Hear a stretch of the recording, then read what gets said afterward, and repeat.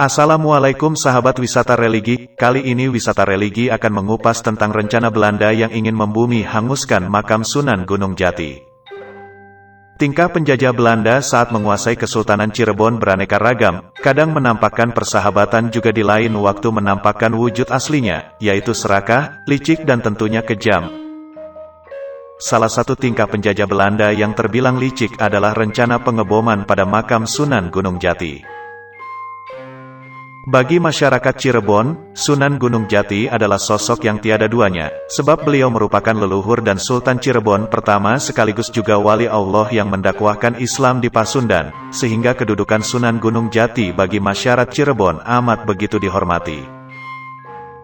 Bagi orang Cirebon yang memegang teguh kehormatan leluhur dan ajaran Islam bahwa memusuhi leluhurnya yang notabene sebagai wali Allah termasuk di dalamnya menghinakan makam sang wali dianggap sebagai penghinaan atas Islam dan leluhur mereka, maka jika saja rencana Belanda untuk mengebom makam Sunan Gunung Jati dilaksanakan sepertinya catatan sejarah perlawanan rakyat Cirebon pada penjajah Belanda akan lain ceritanya. Dipahami secara sepintas, memang sepertinya rencana Belanda untuk mengebom makam Sunan Gunung Jati di penghujung tahun 1818 Masehi adalah rencana terbodoh selama Belanda menjajah Cirebon. Akan tetapi jika dipahami secara mendalam rencana pengeboman makam Sunan Gunung Jati pada hakikat merupakan strategi licik Belanda, yang terbukti efektif dalam memadamkan pemberontakan di Cirebon yang berlarut-larut. Latar belakang rencana pengeboman makam Sunan Gunung Jati. Memasuki abad ke-19 awal, yaitu dari mulai tahun 1802 hingga 1818 Masehi di wilayah Kesultanan Cirebon meletus pemberontakan besar yang menguras keuangan pemerintah kolonial Belanda. Pemberontakan berskala besar memang tidak terjadi setiap bulan, namun terdapat dua periode perlawanan yaitu tahun-tahun 1802 sampai tahun 1812 yang dipimpin oleh Bagus Rangin dan periode tahun-tahun 1816 sampai tahun 1818 Masehi yang dipimpin oleh Bagus Jabin dan Bagus Serit. Pada kedua periode itulah para pejuang kerap melancarkan aksi-aksi mematikan yang merugikan Belanda. Pemberontakan besar karena dukungan dari para pangeran dari keraton dan kaum ulama yang menghendaki kehancuran Belanda di Cirebon. Pemberontakan rakyat Cirebon yang terjadi pada tahun-tahun 1802 sampai tahun 1818 Masehi, berdampak serius bagi pemerintah kolonial Belanda. Menurut Surnyaman sebagaimana yang dikutip Rahayu, 2016, halaman 15, bahwa Belanda sekurang-kurangnya telah kehilangan banyak nyawa serdadunya. Selain itu, dalam rangka melakukan upaya penumpasan, Belanda juga sekurang-kurangnya telah menghabiskan sebanyak 150.000 gulden. Dampak buruk pemberontakan rakyat Cirebon bagi Belanda juga tercatat dalam tulisan Van der Kamp, yang menyaksikan langsung peristiwa itu. Ia mencatat bahwa pemberontakan sungguh sudah gawat sekali. Dicatat pula, Bupati Sumedang diminta agar mengirim pasukan bersenjata ke medan pertempuran, sebanyak yang dapat dikumpulkan dan semuanya itu untuk diperbantukan kepada residen Cirebon. Dan selain dari Sumedang, berbagai pasukan bersenjata dari daerah-daerah lain pun didatangkan. Sulitnya Belanda dalam menumpas pemberontakan, dikarenakan para pejuang menggunakan berbagai macam strategi perang gerilya dan strategi tipuan yang jitu. Menurut catatan Opan Safari, 2015, sebagaimana yang ia peroleh dari sumber-sumber tradisional, bahwa para pejuang dalam peristiwa pemberontakan rakyat Cirebon, melakukan penyerangan dengan menggunakan strategi gerilya yang berbeda-beda. Hal itu membuat pihak kolonial tidak mudah membaca pergerakan para pejuang perang ini. Salah satu strategi yang digunakan ialah strategi yang dikenal dengan istilah strategi suluhan yang dilakukan dengan cara menjebak dan mengecoh perhatian pasukan pemerintah kolonial dengan menggunakan ratusan kunang-kunang.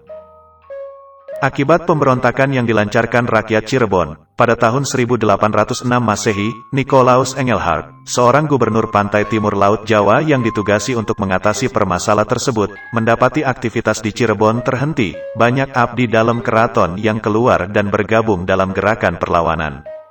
Selanjutnya dalam laporan Residen Servatius pada tahun 1817 disebutkan bahwa selama gerakan perlawanan tahun 1806 Masehi, penduduk telah membakar semua pabrik gula serta membinasakan tanaman tebu. Sementara itu menurut Daendels, korban jiwa akibat gerakan perlawanan itu kira-kira sebanyak 1/5 jumlah penduduk. Jumlah rakyat yang mengangkat senjata sangat banyak yakni sekitar 40.000 orang, Mereka terbentuk dari orang-orang yang telah siap untuk bertempur dan dipimpin oleh orang-orang yang berasal dari berbagai wilayah Cirebon, seperti wilayah Kabupaten Cirebon, Indramayu, Kuningan, Majalengka, Sumedang, Karawang dan Subang. Pasukan-pasukan perlawanan terdiri dari pasukan pengawal raja, pasukan santri dan pasukan Suratani, Opan Safari, 2015. Pasukan pengawal raja merupakan pasukan yang berasal dari keraton-keraton Cirebon seperti beberapa pasukan keraton Kasepuhan yang dibawa Pangeran Muhammad Syafriuddin ketika meninggalkan keraton. Sementara pasukan santri merupakan para santri yang telah dibekali kemampuan bela diri di pesantren-pesantren Cirebon yang dibangun oleh para tokoh keraton yang juga merupakan tokoh agama. Dan pasukan Suratani merupakan pasukan yang terdiri dari para petani yang peran utamanya adalah sebagai penyedia bahan makanan ketika pelaksanaan gerakan perlawanan tersebut. Karena gerakan perlawanan rakyat yang begitu masif dan tidak mau diajak berunding, akhirnya Sinten Hendrik Roos dan Letnan Kolonel Gauff selaku komandan ekspedisi, memutuskan untuk menyelesaikan pemberontakan tersebut dengan senjata dan pasukan yang besar pula sebelum pemberontak mencapai kota.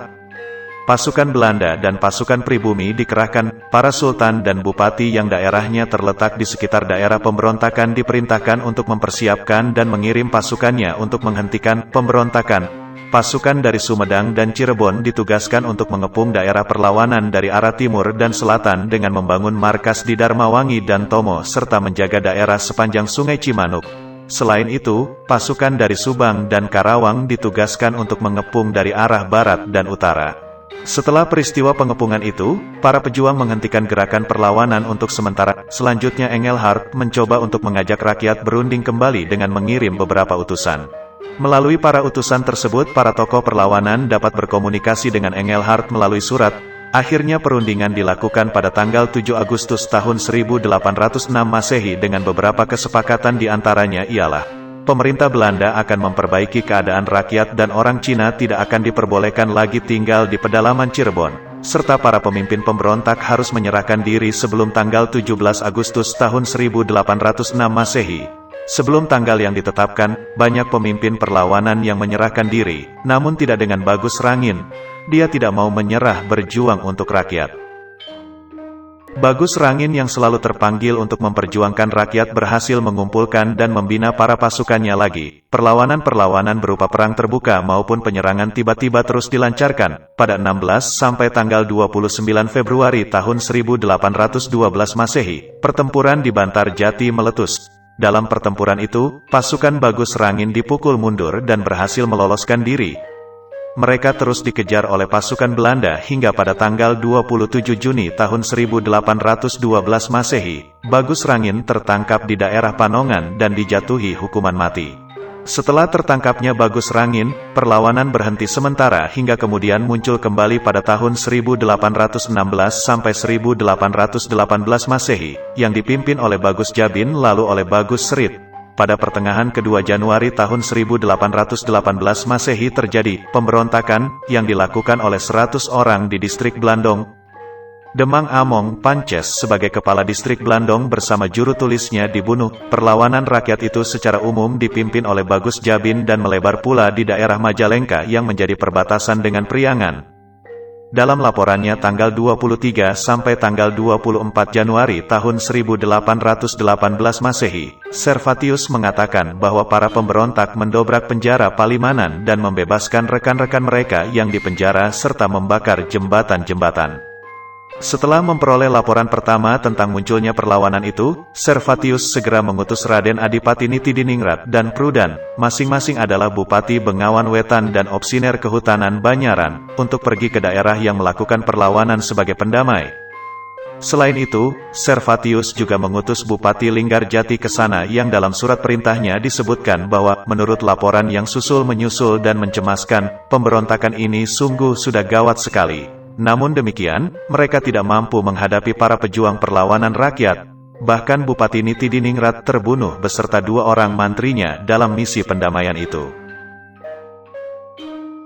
Tak hanya Residen Cirebon, setelah mengetahui peristiwa perlawanan tersebut, Residen Priangan, yakni Van Motman segera berangkat menuju perbatasan untuk melindungi gudang-gudang kopi di Tomo dan Karangsambung, serta bermaksud meneruskan perjalanan ke Cirebon untuk berunding dengan Servatius, namun tidak terlaksana karena pasukan rakyat yang melakukan perlawanan telah memutuskan jalan perhubungnya dengan membakar seluruh jembatan. Di samping itu, Wali Negara pun memberi perhatian yang cukup besar terhadap permasalahan ini. Berdasarkan Beslit tanggal 25 Januari tahun 1818 nomor 1, Wali Negara memerintahkan beberapa pasukan untuk segera berangkat ke Cirebon melalui jalur laut. Pasukan-pasukan tersebut terdiri dari pasukan infanteri Resimen 5 dari Batalion 1 yang berada di Weltervreden, kompi pribumi dari Batalion 19 Infanteri dan 30 orang dari artileri beserta 2 buah meriam.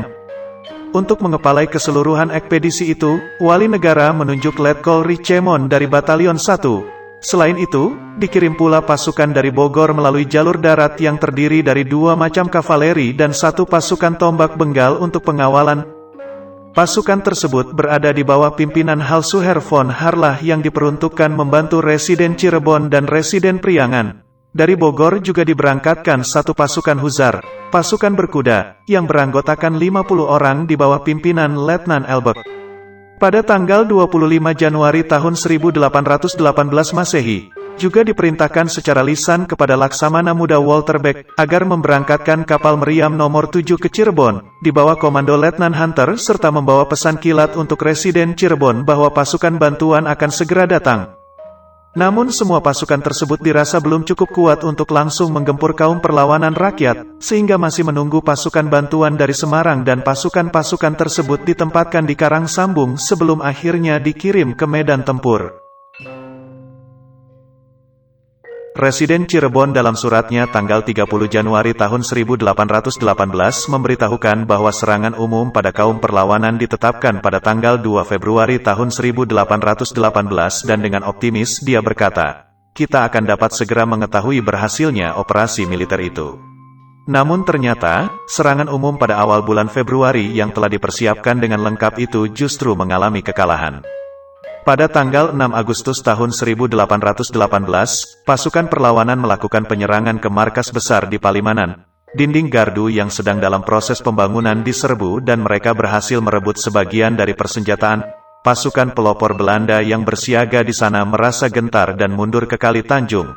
Namun kemudian, pasukan perlawanan juga mundur setelah Kriek datang dan mengerahkan pasukannya, sehingga tak ada pasukan perlawanan yang tertangkap termasuk Bagus Serit. Pada tanggal 8 Agustus tahun 1818 bentrokan antara pasukan perlawanan dan pasukan Belanda di bawah pimpinan Krieger kembali pecah di dekat desa Sumber. Pasukan Bagus Serit berhasil mengalahkan pasukan yang dipimpin J. Franken, namun Franken berhasil menyelamatkan diri. Akan tetapi pada tahap selanjutnya pasukan Franken yang dibantu pihak penguasa lokal berhasil mengalahkan pasukan perlawanan pimpinan Bagus Serit. Bagus Serit tertangkap. Dan setelah melewati proses pengadilan, Bagus Serit dan Nairem dijatuhi hukuman mati pada tanggal 17 November tahun 1818. Sementara itu, dilakukan sejumlah pembuangan terhadap para anggota perlawanan yang tertangkap. Berdasarkan Beslit tanggal 12 Desember tahun 1818 nomor 6, 14 orang tahanan dikirim ke Banda untuk bekerja seumur hidup di perusahaan pemerintah, 7 orang tahanan dibuang ke Banyuwangi untuk bekerja di kebun kopi gubernemen, dan bagi 3 orang pengacau lain yakni Sapi, Lejo dan Ribut dijatuhi hukuman dera dan dibuang selama 7 tahun dengan memakai rantai. Setelah peristiwa dihukum matinya para pimpinan perlawanan, gerakan perlawanan rakyat Cirebon pun berhenti. Namun menurut penuturan Akbarudin, perlawanan rakyat tersebut masih berlanjut. Perlawanan setelah peristiwa tahun 1818 Masehi, benar-benar baru berhenti setelah Belanda mengancam akan mengebom makam Sunan Gunung Jati. Oleh karena itu menurutnya karena perlawanan berhenti, maka Belanda mengurungkan niat pengeboman pada makam Sunan Gunung Jati. Semoga informasi tentang sejarah Cirebon ini bisa bermanfaat dan menambah pengetahuan kita tentang sejarah bangsa Indonesia, khususnya sejarah Cirebon.